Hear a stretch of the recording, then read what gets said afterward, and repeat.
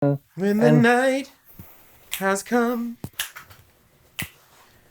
and the moon has come. You don't know the words, do you? Fuck, I don't know the words of this fucking song. Hey guys, it's Jeremy. It's Julian. And welcome back to Watch Game Podcast, where if you give us 15 minutes, we will save you 2 hours of your life. Trust us, you'll never watch bad TV again. But we watch the best of streaming platforms. I'm talking HBO, Netflix, Amazon Prime, Hulu Plus, Disney Plus, Apple TV Plus. There you go. And that's what we're going to do for you. Because here's the thing, guys.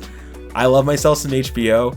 And we haven't reviewed an HBO show in a while. There hasn't been anything good out on HBO in a little bit. I got to think about it, right? Did you watch The Outsider? Avenue 5 is decent. You recommended that one. I recommended it a few weeks ago. I saw the trailer for it. It looked good. Hugh Laurie is good in the show. I mean, the premise is it's fun, but it looks interesting. Good. Last Week Tonight with John Oliver is good, of course. But always good. You know, we always recommend that one. But Outsider was kind of like, it's Stephen King. What's happening here? You really had to pay attention and sit down and watch it for quite a while to get anything out of it. And I was like, I don't know if it's for me. So it needed a wiki. It needed a wiki, yeah.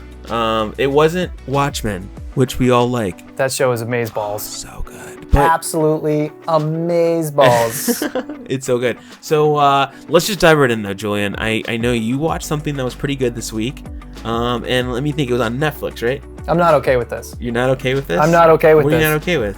No, that's the name of the show. The name of the show I honestly no. So Julian, I was like, Julian, what are you watching? He's like, I'm not okay with this. And I'm like, what are you talking about? I said, I'm not okay with this. What are you not okay with? I'm not okay with this. Is the name of the show. I did not know what he was talking about. So total anecdote. It's like when I was doing capitals with my mom, trying to learn for like 6th grade social studies. Yeah, like Richmond, Juneau. Yep, that's the one. She goes, what's the capital of Alaska? And I said, no, I don't know. She goes, Juneau. And I said, no, Mom, I don't know the capital. She said, Julian, the capital is Juneau. Oh, man. Tell us about whatever this show is called. This show is called I'm Not Okay With This, and it's available on Netflix.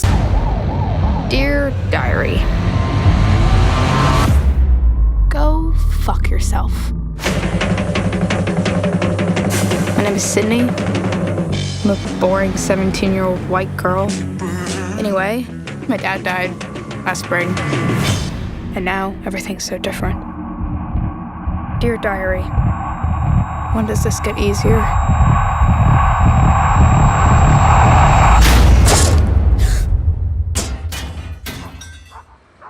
It's probably just puberty. So the thing that I really thought was really cool is the very first scene, and pretty much for a bunch of the scenes in the show, is you see the main character just running and gunning down this street covered in blood. Okay. So for the most part, any show that starts out with the main character running and gunning down Main Street covered in blood is probably going to be pretty good in my book. Yeah. It stars Sophia Lillis, who's from It. If you remember, she was the girl of the group. Yeah. This show is also a fantastic film, by the way. Yeah, but it's not on streaming, so we're not going to talk about it. It's not. We're not going to talk about it. You got to stay on brand. That's what you're telling me all the time. Stay on brand. Stay on brand.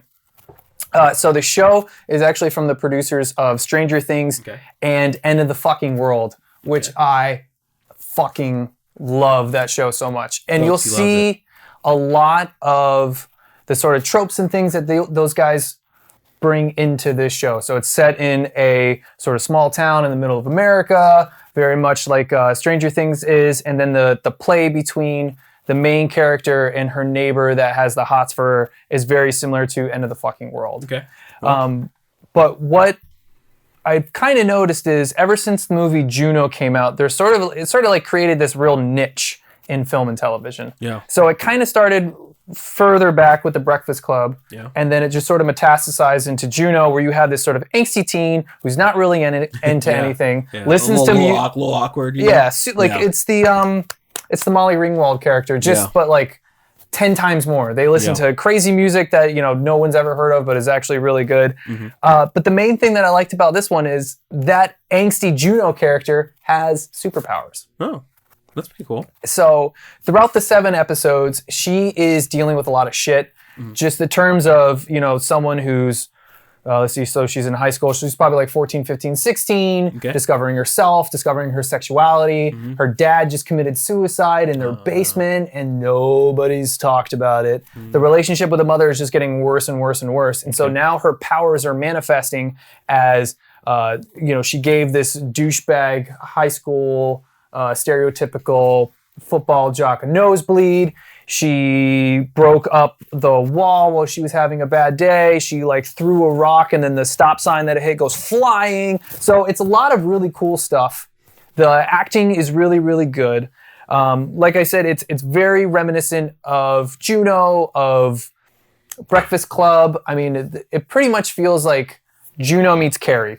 Okay. Let me ask you a question though. Like, while this kid is discovering herself, does it get old where it's like she's trying to like control her powers or whatever? No. I feel like that's an overdone trope in a lot of these TV shows, So the main love interest or whatever, there is like a 5-minute part of the show that sort of revolves around that. Okay. But then it leads into something completely different. Okay, good. Because like one of the things I get tired of, and Altered Carbons even too did this. They spend so much time going like, we didn't have time to do backstory, so we're gonna do it now. Yeah, you're gonna learn that through the struggle comes fire. Yeah, and from the fire comes and you're just kind of like, I'm really here to see like her kick some ass at some point. She kind of does at the very, very end. Yeah, like the note that I wrote myself was, "Holy fuck, that ending!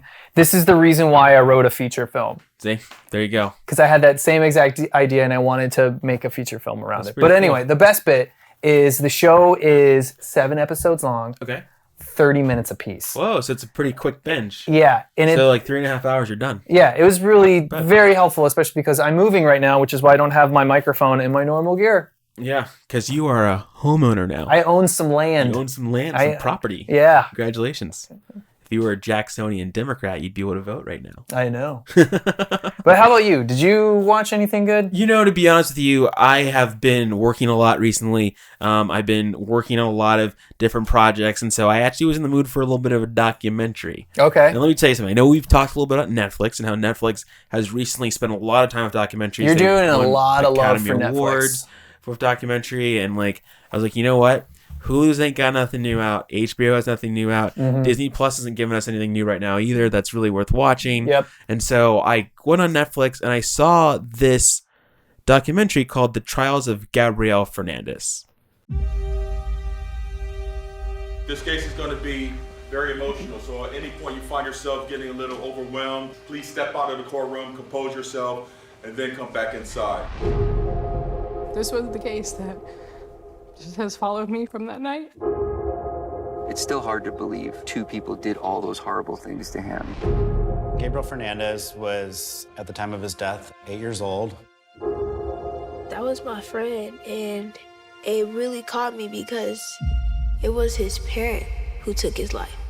And kind of regretted it the moment I started watching this film. Oh. Yeah, I'll tell you why. First of all, it's good. It's a 6-part series on Netflix about a kid named Gabriel Fernandez who unfortunately died back in 2013. Kid was 8 years old. He went to the hospital because he had gotten injured at home or something like that. Yeah. And I'm being vague on purpose. And it turns out his parents were abusing him. Oh. And, as someone who works a lot with kids and really works to make sure they get that they get what they need in the system, like if they're in foster care, for example, it seemed like this Netflix show was trying to figure out what happened where in the local government in Los Angeles that caused the system to fail this kid. Because when I say the system failed this kid, I'm telling you, like, the police failed this kid, Child Protective Services failed this kid, the parents failed these kids, the foster parents failed this kid. Every fucking person on this case failed this kid. And it was one of those things where you're like, wow. And I think the documentary is trying to ask the question, how do we make sure this doesn't happen again? Especially in a society that we spend a lot of time talking about children and how great they are. Yeah. And how they have to be protected at all costs. It's a 6-part series. Each episode is about an hour long. One thing I will say, it flashed on the screen here, is a little bit of a content warning. It's not for those who are squeamish because they show the injuries to this kid. And they show like the pain and suffering that he went through. They interview family members and like people who were involved with the case. And, it's not overly dramatized. It's not overly done. It's not like, one of those shock value things. All right. But Netflix has been very good at this. Remember the show Making a Murderer that they first had many years ago about the guy who was, wrongfully accused of murder and thrown in prison? and it's like he wasn't competent to stand trial.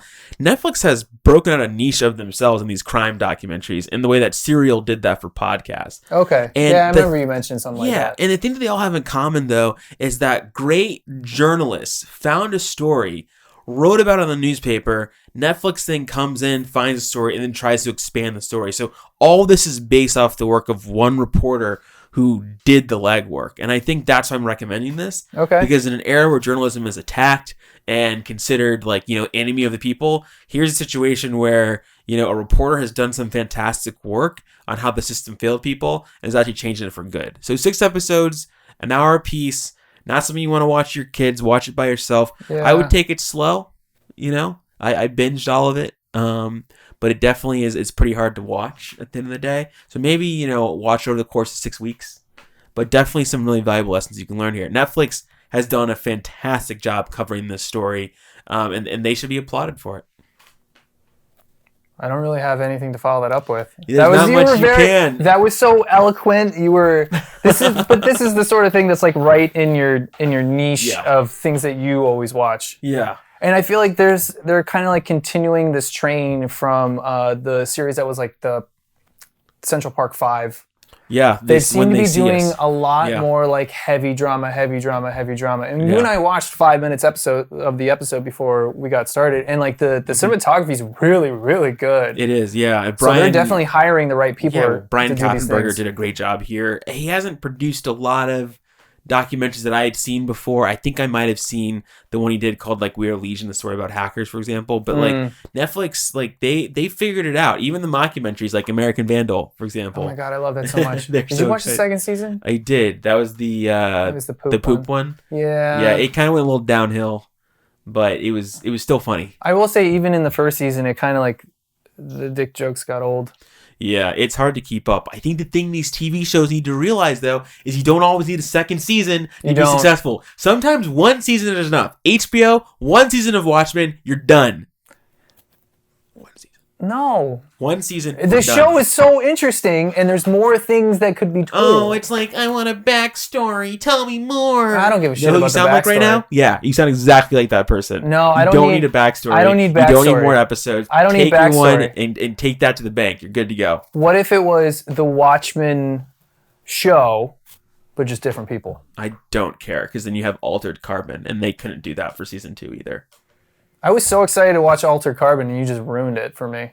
Season 1's really good. Season 1 is great. Here's what it is. Season 1 of Altered Carbon, really good. 10 episodes, explores this dark, futuristic utopia conflict. It's incredible the way they do it. But then Season 2, I'm like, great. We have new actors for a lot of the characters, because they can switch bodies. And Anthony Mackie's a great actor. He's been in a lot of Netflix stuff recently, too. A lot of Striking Vipers, right? Yeah. And the thing about it, though, is that they kind of don't know where the story should go. Like they're trying to top themselves, but at the same time, they're trying to tell the story of the resistance from the past. And unfortunately, what they end up doing is they lose sight of what made the show good. And that was the fact that the future was unpredictable. So the whole thing was just a bunch of like cliff notes, pretty much. Yeah, but it's like they're telling a story in the future, but they bring back an old character who has, wait for it, memory loss. Oh, because that's what you do when you don't know where you're going for story. You bring back the past, make memory loss, you turn into a huge flashback, even though you're still in the flash forward zone, and then towards the middle of it, the character gets their courage back, and then things don't go as planned. And at the end, you do a dramatic thing that happens, and it seems underwritten and overdone, and it's just not worth the time. All I'm saying is sometimes you just need one season and move the fuck on. You're pretty amped up about this. You know how I feel about one season. They don't need to have, everything doesn't have a sequel. Knives Out doesn't need a sequel. Knives Out wasn't that good. Let's move on. What else do you got? No, that was pretty much it. I mean, the only other good news I have is Space Jam is coming back. Space Jam, baby. Space Jam. They're making a new one for LeBron James. Oh, God. Oh, man. Oh, God. Oh, man. And I also saw The Last Samurai is coming back. Yeah? Yeah.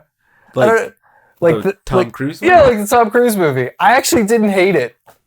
It was really dumb, but I didn't hate it. Well, I didn't either. Coming back to Netflix, baby. I will also say Last Samurai, Space Jam. Black Panther left Netflix. You know where it is now? Disney Plus. That doesn't surprise me. They're taking their movies back. Hey, Netflix got Studio Ghibli movies They where sure do. Disney Plus did not. Yeah, that's true. But Anyway. you know what? That's all the time we have for today. Thanks Yeah. for watching Watch Again Podcast. Don't forget to subscribe. It's very important. Tell a friend. Tell and also everybody. leave us a review on Apple Podcasts, wherever you get your Please. podcasts. We're definitely here for it.